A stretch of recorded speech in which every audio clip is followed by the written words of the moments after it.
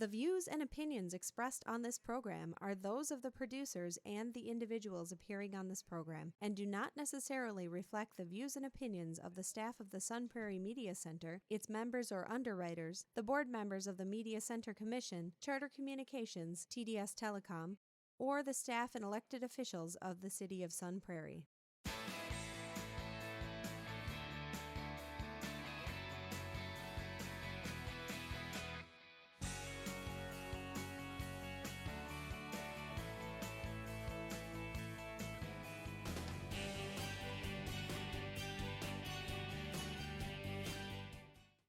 Hello, and welcome to Real Reviews. My name is Jameson Rabbit. The man seated next to me unsuccessfully attempted to put baby in a corner. His name is Mike Roth. It just doesn't happen. Yeah? Yeah, well, they can crawl away. And I know you were making a reference to a movie, but I stuck babies in corners and no luck. There was one, I think it was sleeping, and I was able to keep it there for a while. Yeah. Most babies get out. You're a monster. I'm a monster. I picture a Blair Witch situation. Yes. It was very ruthless. Terrifying. So this week, sir, we have a movie for our streaming spotlight, a couple of films on the marquee, as well as we return back to summer camp this week for another fun feature. I'm liking the summer camp thing. I'm actually ahead in a bunch of movies. There's a couple I can't find. Really tough, but it's a task. I'm up for it. A lot of summer camp films. But before we get into all of that, let's get started with our streaming spotlight. Easy for me to say this week. Again, it comes from Netflix. It is a new film that just came out called I Am Mother, from director Grant Sputore. It stars Clara Ruggard as a girl named Child. She is a girl who grows up as the only human, raised by a robot mother, which is a pretty cool looking robot. Oh, yeah. And we watch her grow from a baby all the way through, and the movie basically spends our time, she's a teenager, and we find the robot mother is caring for her. They have some sort of relationship, and this is, supposedly a post-apocalyptic situation. They're in an underground bunker, right? When suddenly, out of nowhere, another human woman appears at the door. Played by Hillary Swank. She plays the role of woman. Yep. They're not big on names in this one. Rose Byrne is the voice of Robot, of Mother. But we have Hillary Swank. She's the first human that the young lady has ever seen before. And there's a lot of questions. And she starts to introduce some scenarios that kind of freak out the young girl. Because maybe not everything is as she's been told. And this movie kind of lives on a lot of twists. Yeah. Throughout, I like that. Especially like the second half of it.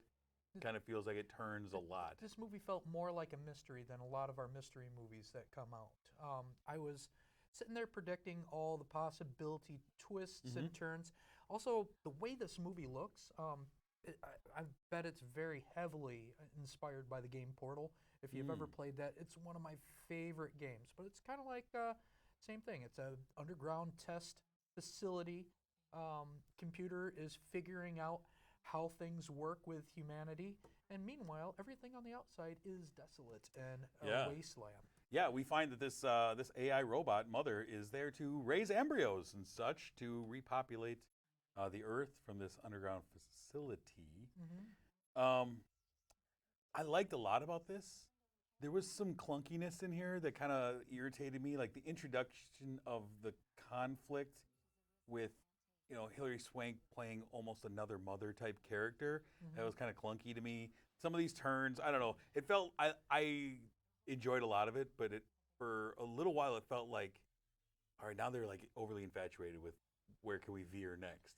Yeah. And like, well, give me some more story or build something up before you take me on another turn. I like the suspense and I like the mystery. What failed for me was pretty much the end, where all of a sudden they wanted to do a bunch of things that I thought were kind of cliche. Yeah. Every time there's an ending in a sci-fi movie, it seems like, okay, the whole facility needs to break down for no reason. Of course. It's little stuff like this. Yeah. They really wanted to really punch a certain amount of things that really didn't need to be tied up. They could have just left it alone instead of completing a story for us. But all the way up to the ending, I was really impressed, again, with another Netflix movie. Yeah. And I, after seeing the other movies that I've been seeing in the theater, I just keep on wondering. It's like, why is Netflix getting these really great movies? I mean, they're doing a great job of locking up filmmakers and buying interesting films when they go to festivals and buying them out from under big studios. Yeah. They've really done a good job of identifying a lot of interesting films that you maybe haven't seen elsewhere. I think if we came up with Streaming Spotlight maybe 3 years ago or something, we probably would have laughed at the idea. Been rough. Yeah. But now, I mean, I'm really happy that I get to watch a lot of these movies that are coming out. It's interesting because it has me looking ahead at, you know, what comes in on Netflix and Hulu and such in the next month, and like identifying ones. Like every week, it feels like that sounds like a really interesting movie. Yeah. Can't wait to see that. This movie had a really intriguing open that I was really into, and I felt like they just kind of betrayed it at the end. Yeah. They kind of left me feeling a little flat at the end. I feel like the director wanted to go for more dramatic effect than storytelling. Yeah. And I think the writers had it good, but the end just, they wanted to do too much. Yeah. I like the design of Mother, though. I like that, and I like how she, at points, like, because it's really just like one, like, LED eye, basically. Yeah. It's a design that you've kind of seen other places, kind of an amalgamation of different things. And it feels big and heavy when it's walking. When she's walking, you know, clunk, clunk, there's great, you know, effects of the sound. But then there's moments where she's running down the hallways of this facility, and she's fast. Yeah. You're like, whoa, And all right. menacing. Yeah, exactly.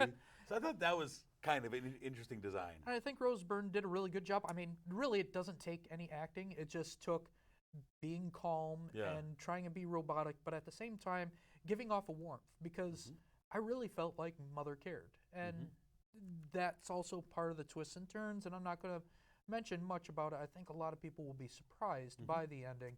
But I got a lot of heart from a lot of people. Hillary Swank, I thought could have done a little better. I wasn't impressed with her role, but the role of the child and daughter and mother, I really like. Nice. What did you end up giving I Am Mother? I gave it a 3.5. Would have been higher if they just cleaned up that ending and stopped trying to impress us with a bunch of splash.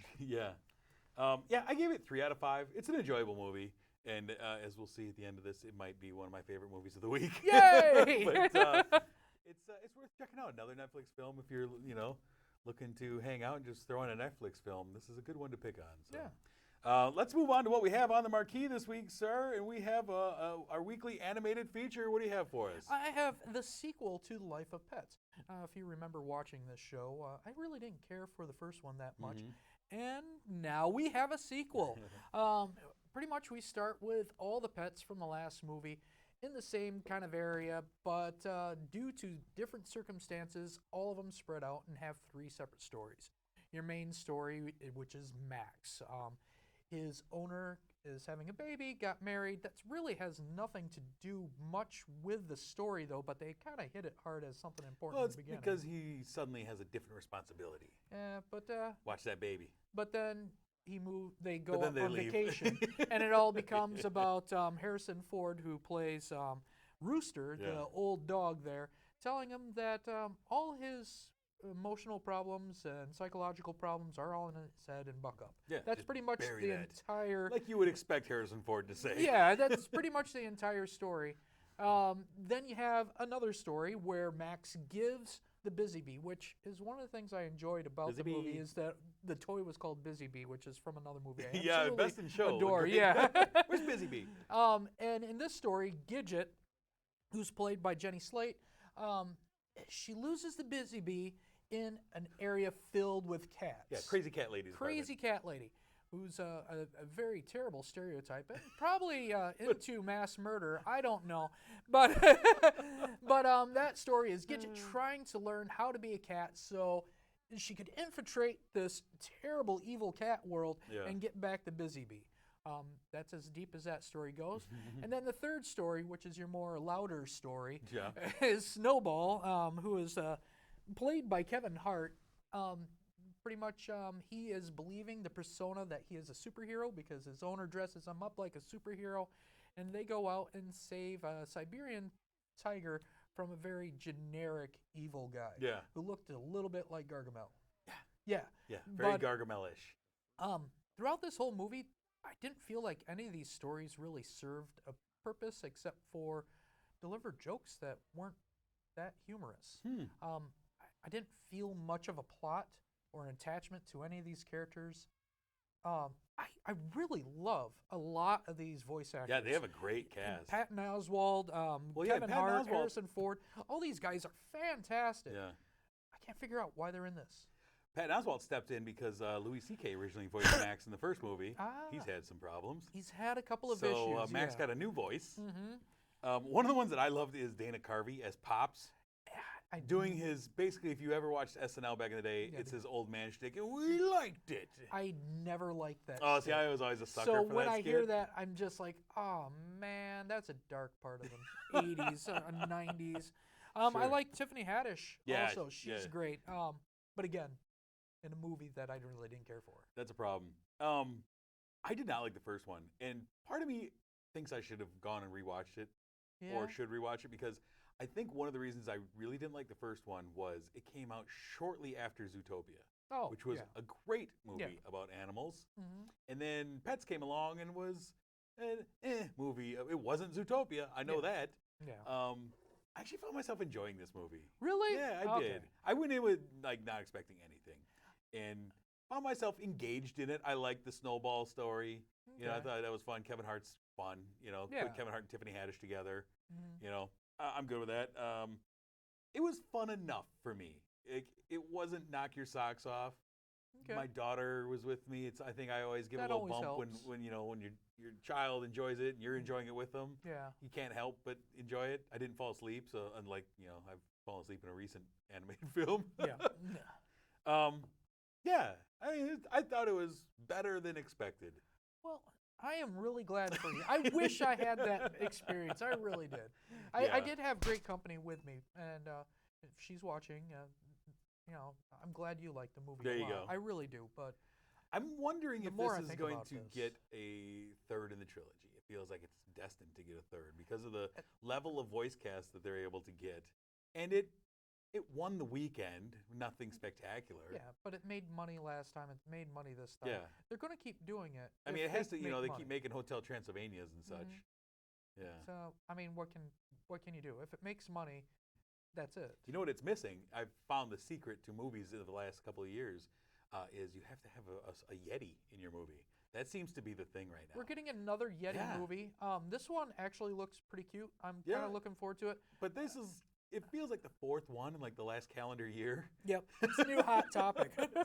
Unreal. So Secret Life of Pets 2, what did you give this thing? I gave it a 1.5. Wow. Or Yeah, yes, that's correct. yes, 1.5. I really this movie I did not like, and a couple of the messages in this I thought were just not healthy. But yeah, that's me. That's my opinion. Yeah. Just opinion. Just opinion. I can't get worked up over a movie like this, but I had fun enough with it. I ended up giving it 3 out of 5. I wish I had that It's experience. really surprising that I gave it a 3 out of 5, but that's what I gave it. So there. You're almost in disbelief right now. You're just I like, really am. But I can't argue. I had fun with No. it. So Well- I got a legit laugh, especially out of that sheep Cotton. There's a little sheep. And he's like, there's apples on this tree. I blurted out. the one character I did like was the turkey. And just Yeah. because whoever voice acted it Yeah. didn't know what a turkey No, sounded like. It you was don't just need to. blah, blah, blah, blah, blah. Psychopath turkey. Yeah. You definitely never seen a turkey, have you, sir? The next movie we have on the marquee this week is the final film in this version of the X-Men universe. It is a story that we have seen before in this X-Men universe. The Dark Phoenix story, we saw it in X3, which was another great X-Men film. And we see it again with Dark Phoenix, directed by Simon Kinberg. We bring back the cast more or less of the first class cast, the Days of Future Past. We have Sophie Turner as Jean Grey in this, and the storyline, well, it's redundant and kind of poorly written for the majority of the movie. It's basically the story of she gets powers, and now she doesn't know how to handle them, and the Phoenix, she starts causing some trouble. Yep. There's a ruckus going down. We also have aliens introduced into this movie for no reason and poorly explained or given anything really to do. It felt like they were just thrown in as like, here's our token villains, I guess, some unexplained aliens. And the great Jessica Chastain playing a character that is not allowed to emote in any way. Like, I'm going to be the villain, but I'm not going to have any emotion. I'm not going to have anything of substance to my character. Well, really, that was pretty much all the characters in this. There was only one emotion. Well, two. There was sadness and there was anger. Yeah. That was it. A lot of that. The whole movie. Yeah. There was nothing uplifting. There's some things that I actually liked about this movie. Like, I love that Nightcrawler was finally given a chance to do something cool. It was out of anger, but Nightcrawler finally got a chance to actually fight instead of just poofing everywhere. I kind of dug that. I like this cast. Here's the problem, is I really like this cast. I love James McAvoy and Michael Fassbender in their roles. Yeah. I think a lot of this cast is really fun. The problem is these movies have been so choppy over the years, especially in this group. Like, I thought Apocalypse was just unwatchable. And this movie, unfortunately, you come on the heels of Logan being a movie that ends a storyline in the X-Men universe being a tremendous film. And then coming on the heels of Endgame, wrapping up a long storyline over several movies. And so then now we're wrapping up our storyline and oops, we didn't quite do it. There's a part of me that feels like they didn't care because, of course, the franchise is going to Disney now. Right. So why try too hard? I feel like they wanted to kind of do something like Logan, but failed. Logan is a kind of a deep movie. And they wanted, you could tell, this was dripping with drama that really didn't feel right. It just felt it was reshot a bunch of times. It's been pushed back, and it feels like it's been edited to death, almost trying to capture something. And even in some of the fight scenes, I felt let down because these aliens, of course, you have to fight these aliens in the end. These are like Supermen. They are just pretty much unbeatable. And how you would kill one, like Nightcrawler would have some great battle scenes, but they seem pretty light compared to what Magneto was doing or what thousands of bullets were doing. And it was getting the same result. And I felt like there was a mismatch in a lot of the emotion, a lot of the powers, a lot of everything. Also, in this movie now, everybody reads minds all of a sudden. That drove me nuts. I hate when they overlap powers and suddenly everybody reads minds. I was like, man, we don't need that. And characters took different directions that they weren't, I was never feeling in the other ones. Like Xavier felt kind of more pompous in this one. I really had some massive issues with how they wrote Professor X in this movie. There's a moment where he's willing to sacrifice one of his mutants to save one human. And I'm like, that's never been Professor X. No. It's never been him. And we had I don't remember Jean Grey and Cyclops being so distant. There was a love story, but they tried to make me care with that. But here's the issue: is I've found, like, especially with things with continuity in these movies, that I stopped caring a while ago because I noticed that they stopped caring about continuity and within characters and within stories. Like, well, I'm not going to care more than you care. Sorry, film writer. And so there was just. I think that the actors were there to do stuff. And I actually really liked Sophie Turner as Jean Grey. I thought she was good. I just feel like the writing was just so poor in this movie that it just betrayed everything. And this is a very heavy dialogue movie, and the dialogue was not good. But here's the thing. Oh, what? I want to hear more. Here's the thing. I went into this movie expecting a full-on train wreck. Okay. Now, we got a train wreck at the end of the movie. It was a nice train wreck, too. But I actually enjoyed this movie more than I expected. I actually came out of it going, there was more good than I was expecting out of this movie. I was expecting this movie to be awful. And I don't think it was awful. I think Apocalypse was awful. I think X3 was awful. I think both the first two Wolverine movies were awful. Oh, the one where he goes to Japan, absolutely terrible. I thought this one had some things in it that I liked. There were some moments that I liked. I want to hear him. I like I say, I like McAvoy and Fassbender. I like Sophie Turner in this. I really like Scott Summers, the Cyclops, has a moment in there. He gets the F-bomb in the movie. I thought it was really cool. I was like, yeah, I liked Nightcrawler in this movie. There's some things I liked. There were some effects that I thought were really cool when Magneto's flying and stuff. I was like, well, that looks really nice. There's some really bad CGI in here as well. But I went in expecting really terrible. And I found like I can't like just crap on this movie because there were moments in there where I was into it for a while and then they would just do something terrible and then I was out of it again. Yeah. But I was actually a little surprised. I found a couple of times I was getting bored and a lot of times I was feeling frustrated. Yep. I like a lot of these characters. I like Magneto. Magneto just kind of hanging around in a village doing nothing. And they do some weird battle that really wasn't that interesting. Dreadlocks guy? I don't need that guy. Dreadlocks guy didn't need him at all. And a lot of these characters are really deep and complex characters, and they showed nothing of that. They did focus a lot on the Jean Grey, but because of the writing, I really didn't even care about that story, and that was supposed to be the main focus. Yeah. Here's what I think. I kind of sat down and kind of ranked these 10 X-Universe movies, taking out the Deadpool movies, just the X-Universe. I got this as number 6 on my list. Not great, not terrible. Okay. And I think that's my thoughts on this movie is I've seen worse. I've seen way better. This is kind of a microcosm of these X-Men movies as a whole to me is, there's some really terrible things. There's some good things. It's kind of meh. No, I wasn't blown away by anything. That's what I feel like the majority of this X-Men universe has been, is a lot of terrible and a lot of good, and it's never fully won me over. I've never fully been won over by this whole universe. I've been pretty impressed with what Disney does, and I don't want to really support the monopoly, but at the same time, I feel like they can pull back the X-Men feeling that I got when I watched the first one. I hope they take a break for a while, though. I could use a few years of no X-Men, and let's just restart again after a while. Maybe I don't need one right away. Maybe mix that somehow into their third whatever for Avengers. Yeah. What did you end up giving old Dark Phoenix? Deja Vu gave it another 1.5. Now, I say I enjoyed it more, but I didn't enjoy it a whole lot more than you. I gave it 2 out of 5. Okay. But I was going in expecting it to be a 1-star movie. Okay. And got a little bit better than that. It's getting trashed at both the box office and by critics. Yeah. It is what it is. It's a 2-star movie. All you have to do is try.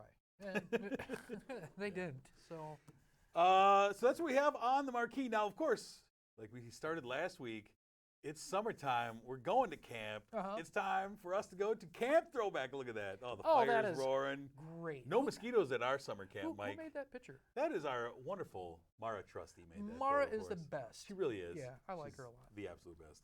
So for this week's Camp Throwback, where are we going? We're going to go to Crystal Lake. Oh, that sounds nice. Do you know a guy named Jason Voorhees at all?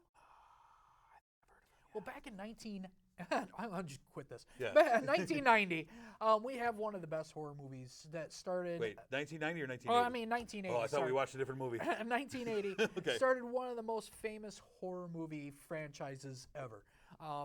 You would have to say this competes directly with Nightmare on Elm Street, but altogether a different class. This is pretty much what started the slasher film that everybody ended up loving. The story is based around Jason Voorhees. He's a small child. Not really, he needed help with a lot of things. And the camp counselors were too busy doing what every camp counselor did back in the 1980s. Making out, smoking dope, just being terrible, terrible teenagers that are actually not teenagers. Meatballs, being those guys, let them drown. Let them drown. And they find out that later on that Jason keeps coming back and killing off all these people one by one. And then there's a twist. It's really, there's not much of a plot, but because of the twist, this made everybody love this movie. Yeah, absolutely. And then they pooped on that entire idea for 10 films where Jason makes it out into space even. Yeah. He did something does that all a kinds lot of of people special things. just only dream of. The director of this film, Sean S. Cunningham, I looked him up. To mention him. Really never did anything outside of this. Really? Yeah, I was looking through like, nope, never heard of that. Did he do any more of the Friday the 13th? No.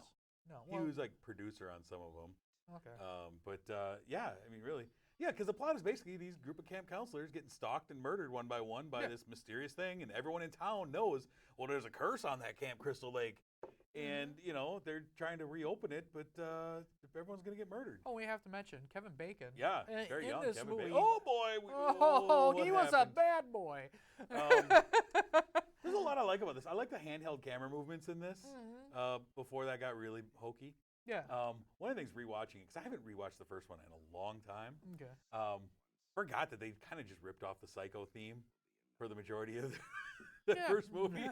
There's a lot of very heavy Psycho themes, especially when you get someone near a shower. I was like, well, I've heard this. Come on. I enjoy this movie. I was curious how well it would hold up because it's probably been since the 90s since I saw this. I enjoy the iconicness of the Jason Voorhees. See, it's still, to this day, you can't go out on Halloween without seeing one guy in hockey masks somewhere. Yeah. And even though a lot of the Jason movies are poor, they were schlocky enough where you could be like, yeah, this is a bad movie, but I kind of have a guilty pleasure. I'd say Jason versus Freddy, it's a guilty pleasure maybe, but it was one of my favorite Jason movies. Yeah, there's some, so if you're putting all of those slasher guys in the mix, Jason was my least favorite. Yeah? If you're talking Michael Myers, Freddy, Jason, it was always my least favorite of them. Do you throw Chucky into that mix? Chucky goes into that mix. I like Chucky too. What about We're getting Leprechaun? one of those soon. Yeah, no, he's not part of that. And I think Jason's movies were more hit and miss than any of the others. Yeah. But these are good, and it's very nostalgic. This reminded me of being a kid watching this and being a little freaked out. So I like that. I did not watch these movies when I was a kid. Yeah, I was kind of lame. Maybe that explains how we turned out the way we did. Yeah, I waited. I was probably 15 when I started getting into horror movies. Yeah, I think I saw this. I was like 12 or 13. You know, classic. At a friend's house, our parents go out for the night. We watch. I wonder why you cry when you're alone. So many reasons. Fun fact. All right, let's take a look ahead, sir. What's going to be coming out the weekend of June 21st? We have 3 films on the marquee that week. The first one is a film called Anna. The next one, the next 2 movies are all toy movies. We got movies about toys. The aforementioned Child's Play is coming out that weekend, so we got ourselves a doll who likes to do things to people. And that doesn't really look good, but I'm somewhat excited about it. And then the big return for Toy Story 4, a movie that they're expecting to break all kinds of records. So a theater filled with doll movies. Yes. Take the kids, see them both, back to back. Hey, kids, let's go see Woody, and then let's go see Chucky. We like dolls. And then Anna. And then you could go to bed alone. Yeah. So that's what we have coming out that weekend. Before we leave you, of course, we want to thank our sponsor, The Palace, here in Sun Prairie Marcus Cinemas. Thank you for sponsoring our show. You know, one of my favorite people that works at The Palace just left us recently. He moved on to a big job in the city. Our friend Casey, who was one of the bosses there, who was always a big help when we went out on remote there. Yeah. Had his last shift last week, so we want to say thank you for all you did for us, Casey. Hope you have a great success where you go next.